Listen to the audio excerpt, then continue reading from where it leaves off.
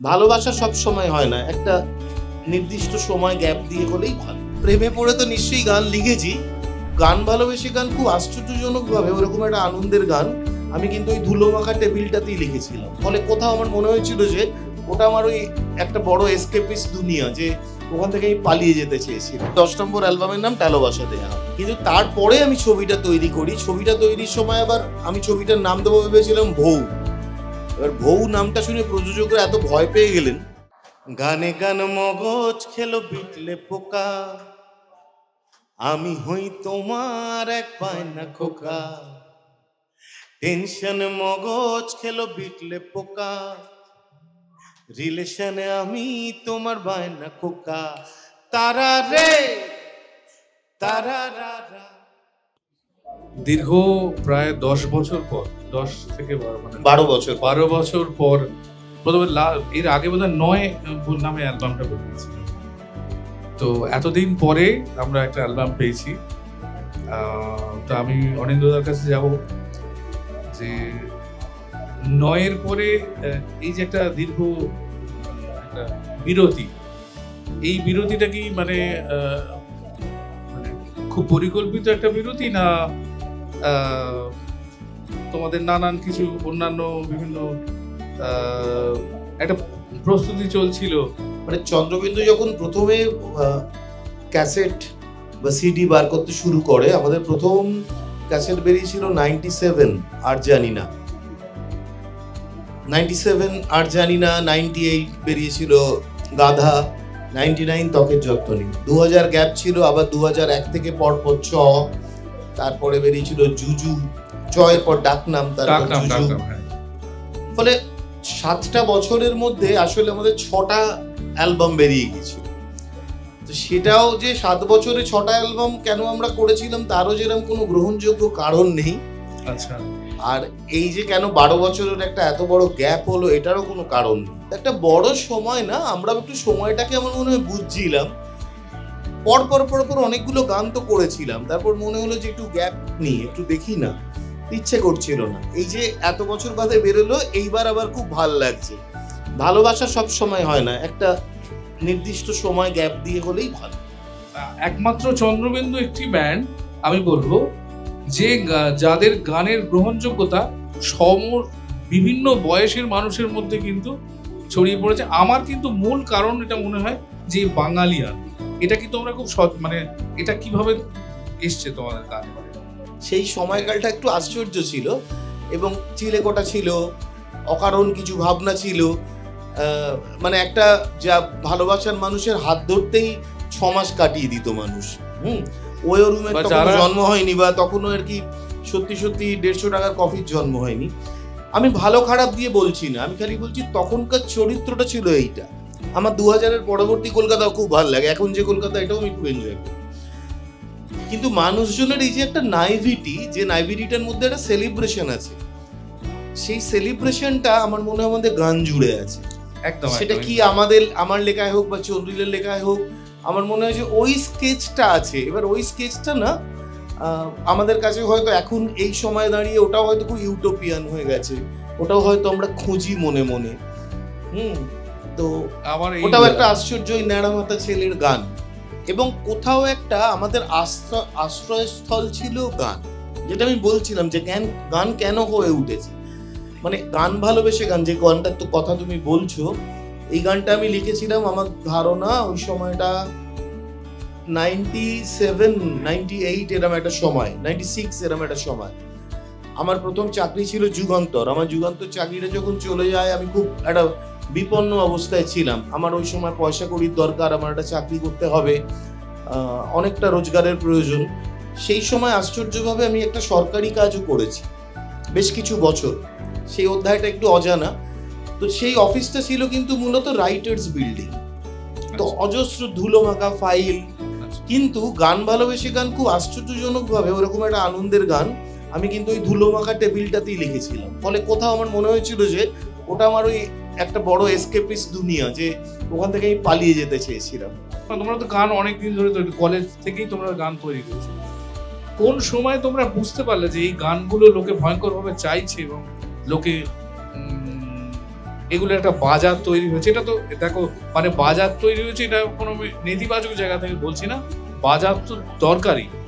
বাজার তৈরি না হলে শিল্প বাঁচবে কি করে? তো কোন সময় তোমরা বুঝতে পারলে যে লোকে গানগুলো নিচ্ছে এবং লোকে রিলেট করছে গানগুলোর সঙ্গে? আমি ব্যক্তিগতভাবে কখনো ভাবিনি যে আমার একটা ক্যাসেট বেরোবে। ফলে কলেজে যখন পড়ি ওই সময় একবার একটা ক্যাসেট করার জন্য আমার কাছে অনুরোধ এসেছিল যে কলেজের চ্যাংড়া চ্যাংড়া গানগুলো নিয়ে করবো কিনা। আমি ভাগিয়ে দিয়েছিলাম, কারণ আমার মনে হয়েছিল যে আমি অতটা যোগ্য নই ওটা করার জন্য। এই কথাটা বলে অ্যাপ্রোচটা এসেছিল যে চ্যাংড়া চ্যাংড়া গান না, কারণ কলেজে তখন আমার কাছে গান আছে, গান বলতে সুইট হার্ট আছে, ফাঁকা নাকি আছে, এইসব গান। আমি তো তার আগে আমি ওরকম কোনো গানই লিখিনি। যে গানটা আমি প্রথম এরম কলেজে থাকতে একমাত্র গান লিখেছিলাম মৌন মুখরতা। সেটা যে কেন লিখেছিলাম আমার ধারণা তখন হয়তো আমার নিজেরই প্রেম জীবনটা একটু টালমাটাল ছিল বলে গানটা লিখেছিলাম, আদারওয়াইজ লেখার কোনো কারণ ছিল না। বাকি সব গানই আমি পুরস্কার পাবো বলে লিখেছি। তো হ্যাঁ, মানে ফেস্টে যেতে হতো, গানগুলো দরকার লাগতো, মানে এটা খুব জরুরি ব্যাপার ছিল আর কি, যেগুলো গাইলে নাম্বার পেতাম বা প্রাইজ পেতাম। তো আর তো গান ছিল না। কিন্তু আমরা যখন নিজেরা গান তৈরি শুরু করলাম, করতে করতে যখন অ্যালবামও করছি না, অ্যালবামগুলোর গ্রহণযোগ্যতা হচ্ছে, কিন্তু সেই গ্রহণযোগ্যতাটা আমি বলছি একটা নিশ, মানে খুব বেশি নয়। হয়তো 2001 সালের পর, মানে 2001-এ চ মুক্তি পেল। চয়ের পর হঠাৎ দেখলাম মানে একটা কিরকম দুম করে সবকিছু ঘুরে গেল আর কি। মানে কাগজে কলমে খুব লেখালেখি শুরু হয়ে গেল। আর একটা স্পষ্ট প্রভাব আমরা বুঝতে পারলাম যে কেন লোকে শুনতে চাইছে, আমাদের কল শো বাড়তে লাগলো। ফলে আমি ওইটার সময় থেকে বুঝলাম যে এইটা কোনোভাবে না, এবার লোকে ডাকতে শুরু করেছে, আচ্ছা পয়সা দিতে শুরু করেছে। সেটা যেরকম একই সঙ্গে ভীষণভাবে আমরা এনজয় করেছি, আবার একই সঙ্গে খুব আতঙ্কিত হয়ে গিয়েছিলাম যে কি করে এটাকে আমরা ধরে রাখবো। 95 থেকে আমরা কল শো করছি, প্রথম আমাদের দিল্লির শো, আজকে 2025। তো চন্দ্রবিন্দু 2025-এ এসে তাদের এই লাইন আপটায় 30 বছর কল শো করছে। এবারে শীতকালেও কিন্তু আমরা টানা কল শো করছি। হ্যাঁ, এবং আমরা যখন থেকে মানে চন্দ্রবিন্দুরও একটু আগে, মানে আমি বলছি যখন থেকে 92 সালে সুমনদা এলেন, তখন থেকেই আমি শুনছি বুড়ো হাবড়ারা বলছে এসব গান আর চলবে না, ও দুদিন বাদে চলবে না। এই করতে কিন্তু 30 বছর পেরিয়ে গেল, সব গানগুলোই 30 বছর কিন্তু পেরিয়ে গেল। মানে তার একটা কারণ হচ্ছে, মানে আমি বলছি যে এটা কিন্তু এটা বাঙালি একটা দৃষ্টিভঙ্গি।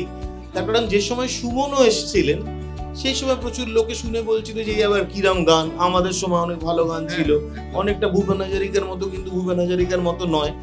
ফলে যা কিছু নতুন যখনই সেটা আসবে সবসময় সেটার একটা রেজিস্ট্যান্স তৈরি হয়। মানে কেউ যদি বলে এই জিনিসটা অতটা ভালো নয়, তার মানে বুঝতে হবে ওই জিনিসটা সম্ভাবনা আছে। তথাকথিত রক ব্যান্ড বা ধরো খুল্লা মানে একেবারে হার্ডকোর রক ব্যান্ড নয়, যারা কলকাতার যে আমি ব্যান্ডগুলোর কথা বলছি, তাদের যে মিউজিক স্কেপ আর তোমাদের মিউজিক স্কেপ কিন্তু আলাদা। এটা কি তোমরা খুব সচেতনভাবে করেছো না? তোমাদের মানে ধরো তোমাদের অ্যারেঞ্জমেন্টগুলো গোড়া থেকে, এবং এই টালো বাসাতেও আমি দেখছি না যে ধরো যে গিটারে ইউজ করেছো, লিড গিটার যেগুলো ইউজ করে ডবল নোটে, একেবারে 70s 80s এর যে ধরন একটা, সেটা তোমরা রেখেছো, অথচ কিন্তু ভীষণ সমকালীন। আমাদের ক্ষেত্রে না বিভিন্ন মানুষের খুব ভালো লাগা ছিল যে কাদের কাদের গান আমাদের ভালো লাগে, অনেকটা ইনফ্লুয়েন্স করেছে। উপল যেরকম ভীষণ ল্যাটিন মিউজিকেরও ভক্ত, ও যেরকম হ্যারি বেলাফন্টে শুনতো, তো ফলে হ্যারি বেলাফন্টের একটা খুব বড় ইমপ্রেশন আমাদের গানের মিউজিকের মধ্যে আছে। জুজু বা এই ধরনের যে গান যেগুলো সত্যি একটু রেগে বা ক্যালিপসো ধর্মী, তাতে যে ধরনের পলিফোনিক সাউন্ড ইউজ হয়েছে না, সেটা কিন্তু অনেকটাই ওই ধরনের মিউজিক তো অনেকটা বড় একটা জায়গা, মানে শুধুমাত্র একটাই মিউজিক রক এরম নয়, আরো অনেক জিনিস আছে। ইভেন আজকে যদি সারা পৃথিবীর গান আমরা শুনি, সেখানে কিন্তু ওই গ্লোবাল মিউজিকে অজস্র ধরন মিশছে আর কি। তারাও যেরকম প্রাচ্যের থেকে কিছু নিচ্ছে, আমরাও পাশ্চাত্যের থেকে কিছু নিচ্ছি, একটা মেলামেশার জায়গা আছে। ফলে আর কিছু গান আছে যে গানগুলো আমাদের অ্যাপ্রোচ করতে একটুখানি বেগ পেতে হয়েছে। ধরো একটা গান আছে ভ্যাবা চ্যাকা বলে। এখন এই গানটা যখন আমরা অ্যারেঞ্জ করছি, সেই গানটার মধ্যে যেরকম গিটার রয়েছে, সেই গানটার মধ্যে যেরকম তোমার মানে বাস গিটার বা ড্রামস প্রয়োগ রয়েছে, আবার একই সঙ্গে সেখানে কিন্তু একটা সেতারও ব্যবহার করছি আমরা। মানে এই যে আমি বলছি একটা মিক্সচার অফ সাউন্ড, সেইটা না হলে ওইটা তৈরি হবে না। এটা খুব শক্ত ব্যাপার। এটার জন্য আমি বলবো আমাদের ব্যান্ডের সুরজিৎ, ও যেরাম অসম্ভব এটা ইনভেস্টেড কিভাবে সাউন্ডটা তৈরি হবে। উপল নিজে খুব ইনভেস্টেড। আর একটা জিনিসও দেখেছি তোমাদের মানে স্ট্রিং ইনস্ট্রুমেন্ট বা অন্যান্য ইনস্ট্রুমেন্ট দিয়ে রিদিম তৈরি করে তোমাদের রিদিম গুলো অনেক গানে আমি দেখেছি রিদিম মানে হার্ডকোর যেটা রিদিম সেই রিদিম কম থাকে, ইনস্ট্রুমেন্ট গুলো দিয়ে রিদিমের প্যাটার্ন করে করে অনেক সময় করা হয়। ধরো টালোবাসাই যে গানটা এবারে অ্যালবামে যে টালোবাসা গানটা করা হয়েছে, আমরা ইচ্ছে করেই কোনো প্রপার রিদম মানে ইনস্ট্রুমেন্ট বাজাইনি। রিদম থাকবে নাকি আছে, তো ওটা কি বাজানো হয়েছে, ওটা কিন্তু টেবিল বাজানো হয়েছে। ওই টেবিল বাজানোর সাউন্ডটাকে আমরা আনতে চেয়েছিলাম। এবারে বেস যে বাজানো হয়েছে না, তুমি যদি দেখবে একটা বেস গিটার বাজছে, অ্যাকচুয়ালি ওটা প্রবুদ্ধদা বাজিয়েছে। বেস গিটারটা কিন্তু বেস গিটারে বাজানো হয়নি, বেস গিটারটা কিন্তু মুখে বাজানো হয়েছে। ওটা একটু মন দিয়ে শুনলে দেখা যাবে ওটা মুখ দিয়ে বাজছে। অনেকে আছে গান মানে ধরো তুমি গিটার বাজিয়ে গুনগুন করে গানটা তৈরি করছো, মানে ওই সময় লিখছো পরে লিখে নিচ্ছ, আবার এর মানে এটা কিভাবে করো তোমরা? যদি এরকম কোনো ব্যাকরণ হতে পারে না, মানে এটারও কোনো স্যাক্রিফাইসটা আমি বলবো না, প্রসেস আছে যে এইটা আগে হবে আর এটা পরে হবে, এরকম নয়। কিন্তু অনেক সময় হয় না এটা বেশি হয়েছে ওটা কম হয়েছে, মানে এরকম। হ্যাঁ, মানে যারা খুব এবল মিউজিক ডিরেক্টর তারা বলে তুমি লিখে ফেলো, আগে যা খুশি লিখে ফেলো, সুর করে দেবো। আমাদের অ্যালবামের ক্ষেত্রে এখন যেটা ঘটে, কিছু গান আছে যেগুলো আমি তৈরি করছি, সেগুলো আমি লিখছি আর সুর করছি, তো সেগুলো অনেকটাই মনের মধ্যে একসাথেই চলতে থাকে। মানে প্রচুর গানই আমি আগে লিখে ফেলেছি পরে সুর করেছি, এরকম হয়। মানে ফলে আমার প্রসেসটা অনেক বেশি সাইমালটেনিয়াস। উপল বা চন্দিলের প্রসেস যখন ওরা একসাথে গান করে সেটা একটু আলাদা। অন্তত এখন মানে এই হালফিলের অ্যালবামে চন্দি লাগিয়ে এত বড় লেখা লিখে দেয়। এবার সেই লেখা যথারীতি উপলে রাতের ঘুম উড়ে যায়, সেটা লেখা সুর করতে, তখন ওকে বলতে হয় একটু কাট, একটু ছোট কর, এটা গানের থেকে বড় হয়ে গেছে, এটা যদি এরম করা যায়, এইসব নিয়ে বাকবিতণ্ডা চলে। তো ফাইনালি একটা গান তৈরি হয়।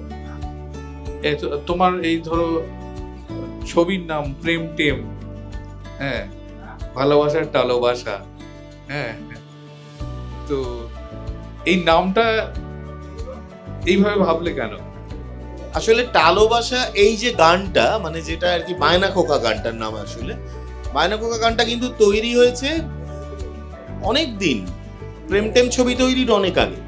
আচ্ছা, তখন যখন তৈরি হয়েছিল তখন সবার টালোবাসা শব্দটা পছন্দ হয়েছিল, তো মনে হয়েছিল যে আমাদের 10 নম্বর অ্যালবামের নাম টালোবাসা দেয়া হবে। তখন থেকেই ঠিক ছিল, সেটা আমরা ঝেড়ে কাশিনি। কিন্তু তারপরে আমি ছবিটা তৈরি করি। ছবিটা তৈরির সময় আবার আমি ছবিটার নাম দেবো ভেবেছিলাম ভৌ। এবার ভৌ নামটা শুনে প্রযোজকরা এত ভয় পেয়ে গেলেন, তারা এই নামটা খুব একটা সহমত হলেন না, বললেন এটা কেউ বুঝতে পারবে না কিছু। তখন আমি নাম খুঁজতে খুঁজতে, যেহেতু একটা ওই ছবিটার খুব ইম্পর্টেন্ট একটা চরিত্র একটি কুকুর ছিল, তো ফলে টেম বা টিএমইটাকে আর কি ওটা জুড়ে দিয়েছিলাম আমি প্রেমের সাথে। ফলে হ্যাঁ, সেদিক থেকে দুটোর একটা কানেকশন তো আছে বই কি, ভালোবাসার সঙ্গেই তো টালোবাসা বা প্রেমের সঙ্গেই তো টেম। তোমরা যখন কনসার্ট করো তখন সিরিয়াস, তোমাদের যেগুলো সিরিয়াস গান সেগুলো গাওয়ার, আমাদের অন্য মজার গানগুলো কিন্তু খুব সিরিয়াস গান। হ্যাঁ, অমুক জায়গায় কৃষ্ণনগর শো করতে যাচ্ছি, তারা বসে আছে জুজু শুনবে বলে, কি তারা বসে আছে সুইট হার্ট শুনবে বলে। আমরা যদি সেটা না গাই তারা খুবই মন খারাপ করে। ফলে আমাদের নতুন গান যেরকম গাইতে হচ্ছে, আবার সেই গানগুলো গাইতেই হয়। এরমও হয়েছে যে নামার সময় এই গানগুলো আপনারা গাইলেন না, তো 4 লাইন মন শুনিয়ে নেবেছি, এরমও হয়েছে। একক শোতে এমন একটা লিস্ট করা হয়, সেখানে যে গানগুলো অবহেলিত, যে গানগুলো সেরকম ভাবে মঞ্চ পায় না, সেই গানগুলো করবো বলেই কিন্তু আমরা একক শো করি। তোমাদের দলের যারা যারা গান লিখে, তুমি বা উপন্যা বা চন্দ্রিলদা, তোমরা কখনো কারোর প্রেমে পড়ে গান লিখেছো? দেখো, শিল্প আসলে তো সব মিথ্যে কথা বলে, এটা নিয়ে কোনো সন্দেহ নেই। মানে শিল্প একটা ভান করে যে সে সত্যি বলছে, আসলে সত্যি বলে না। বলে প্রেমে পড়ে তো নিশ্চয়ই গান লিখেছি, কিন্তু যখন গানটা লিখতে শুরু করেছি, ধরো আমি তোমার একটা গানের উদাহরণ দিচ্ছি, সে গানটার নাম হচ্ছে এভাবেও ফিরে আসা যায়। যে ওই গানটা ইচ্ছে করে আমি এমন নামও জুড়ে দিয়েছি যে নামগুলো ওখানে প্রেজেন্ট ছিল না, সেটা হয়তো অন্য কোনো জায়গায় ছিল। তার মানে একটা কালেকটিভ মেমোরিজ এর কিছু কিছু অংশ সেটা ওই গানটার মধ্যে জুড়ে গেছে। তো সেই মজাটা আমি জানলাম, আর কেউ জানলো না। হ্যাঁ, কিন্তু মানে গানটা শুধু ওই ঘটনাটা নিয়ে গান রইলো না। ওই জন্যই আমি বলছি যে প্রচুর গায়ক আছে, আমি জানি যে তারা বলেছে যে অমুক মেয়ের ভালোবাসায় গানটা লিখেছে, আসলে সে তাকে উদ্দেশ্য করে ওটা বলতে চেয়েছে ছক করবে বলে। সত্যি সত্যি সেটা নয়, আসলে গানটাকে ভালোবেসে তারপর গানটা লিখেছে। দু লাইন কি আমরা গান গাইবো? হ্যাঁ, ঠিক আছে। তারা রে তারা রা রা, তারা রে তারা রা রা, তারা রে, সবাই তারা রা রা, তারা রে তারা রা রা। একটু গলা না শুনলে গাইবো না। একসাথে সবাই 1 2 3, তারা রে তারা রা রা, তারা রে তারা রা রা। তোমার নিকটে প্রস্তাব, মামুলি একটি প্রশ্ন, তুমি কি প্রণয় অঙ্গার নাকি নেহাতি নাতিশীতোষ্ণ? একসাথে। তোমার হৃদয় লটকে এই গিরিধারী ব্যাকা বংশী, টুকি দিয়ে তুমি চলে যাও, খুকি বোমা মারো বিধ্বংসী। তোমাকে দেখলে সাইরেন বোবা যুদ্ধ করেছি ঘোষণা, তোমাকে দেখলে সাইরেন বোবা যুদ্ধ করেছি ঘোষণা। কখনো কি বলো বলেছি, বলতে হবে কি বলেছো, কি বলেছ? আরে কখনো কি বলো বলেছি, তুমি অমুকের পাশে বসো না, তুমি অমুকের পাশে বসো না। গানে গান মগজ খেলো বিটলে পোকা, আমি হই তোমার এক বায়না খোকা। টেনশন মগজ খেলো বিটলে পোকা, রিলেশনে আমি তোমার বায়না কোকা।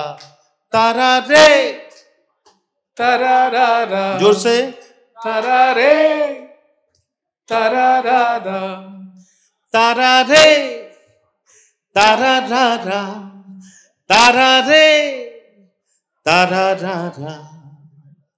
তোমার জন্য চাষা ভুষো মন আশা বাঁধে খেতে খামারে, শীতকালে পাওয়া দুঃখ পুঁতেছি ফসল পাবো কি সামারে। তোমার হোঁতকা বডিগার্ড হাসে নাচায় মাংস পেশিও, আমার আবার হেরে টেরে যাওয়া নিদারুণ ভালো রেশিও। কিছু পাপ থাকে চুপচাপে যা অচিরে কেলোর কীর্তি। একসাথে গাইতে হবে।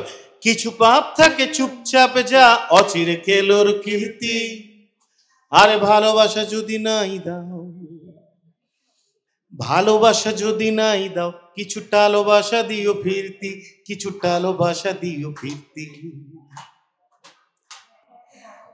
গানে গান মগজ খেলো বিটলে পোকা, আমি হই তোমার এক বায়না খোকা। টেনশনে মগজ খেলো বিটলে পোকা, রিলেশনে আমি তোমার বায়না খোকা। তারা রে তারা রা রা, তারা রে তারা রা, চিৎকার করে তারা রে তারা রা রা, তারা রে তারা রা। আরেকবার, তারা রে তারা রা, তারা রে তারা রা রা। Thank you.